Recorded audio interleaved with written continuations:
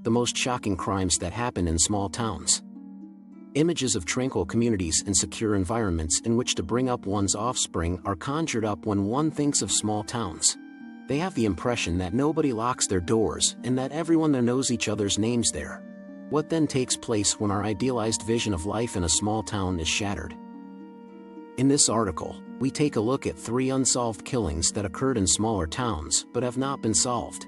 These 6 instances have left a lasting impact on the small towns in which they took place, from the brutal murder of a cheerleader to the discovery of the bodies of a vanished family. Number 6. The tragic death of a teenager in a fire. Jessica, a 19-year-old cheerleader, was described by her family as a person who was well liked by a wide variety of people and possessed a wonderful sense of humor. Her father referred to her as simply a sweet youngster and stated she could make everyone laugh with her goofy expressions. The realization that she had been the target of a truly stunning and cruel act of violence came as a shattering blow to her. Jessica Chambers, who was 19 years old at the time, was discovered ablaze and dead on the side of a road in her birthplace of rural Cortland, Mississippi, in December 2014. Chambers, who had been a cheerleader in high school, passed away as a result of her injuries.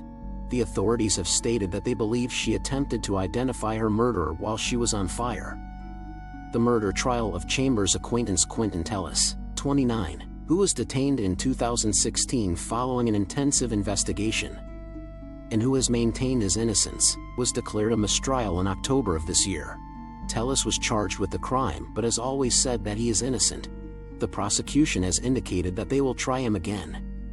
Ben Chambers, the woman's father, has been quoted in the past as saying to people, "I think about her every day." Number 5. Belo's Supermarket Triple Slaying.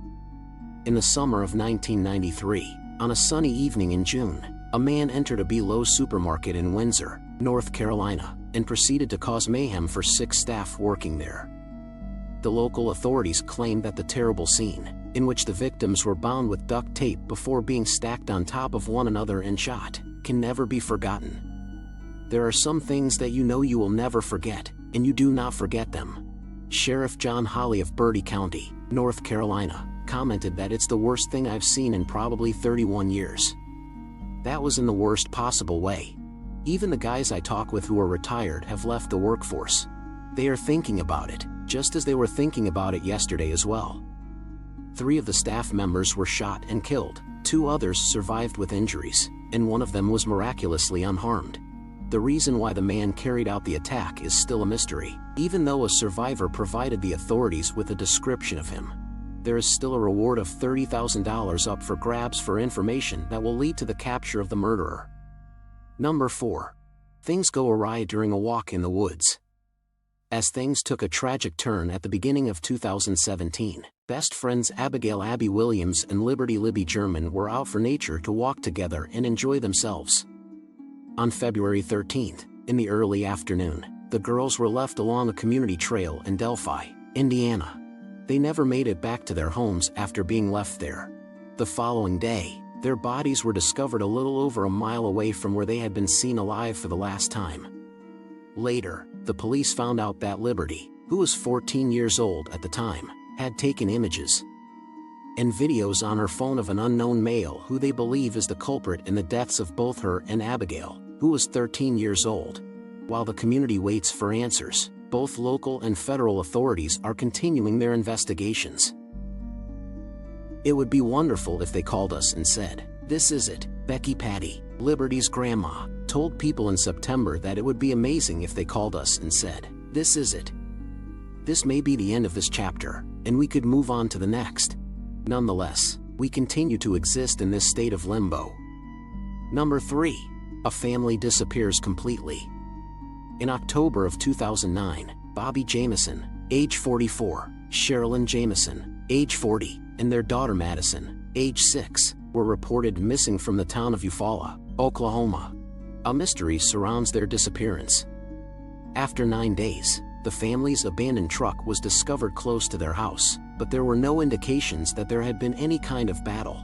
The vehicle contained the couple's wallets, phones, and $32,000 in cash. Nonetheless, it was stolen. The dog that belonged to the family was also discovered in the vehicle. It was undernourished but still alive. It seemed as though the family had simply evaporated into thin air. In 2013, hunters located the skeleton remains of the family 3 miles away in the woods. The corpses were found laying face down and side by side. The result from the autopsy was inconclusive because there were just fragments of the skeleton found. Number 2. Dead on the Sea, a horror movie. On September 6, 1982, after Alaska police had spent hours attempting to put out the flames on a fishing boat that had become engulfed in flames, they concluded that the 8 people who had died on board the Investor were not the victims of a sad accident. They had been put to death as a result of a criminal act. The murders of skipper Mark Colthurst and his pregnant wife, Irene, both 28 years old, along with their children Kimberly, 5, and John, 4, and 4 deckhands Chris Heyman, 18, and Keone, Moon, and Mike Stewart, all 19 remain Alaska's worst unsolved mass homicide. Also killed in this incident were the couple's children Kimberly, 5, and John, 4, as well as 4 deckhands. The suspect who worked for Mark, John Peel, was taken into custody by the police 2 years after the murders. Later on, he would be found not guilty of the charges, and there have been no further arrests made since then. Dave Freeman, who shared his childhood with deckhands Moon and Keone, said in an interview with People, "You never stop thinking about them." The sudden realization that we had lost everyone truly tore our village apart, Freeman added. Number 1. A mystery involving the Girl Scouts. It has been more than 40 years since 3 young Girl Scouts were murdered in a gruesome manner at the campsite they were staying at close to Locust Grove, Oklahoma.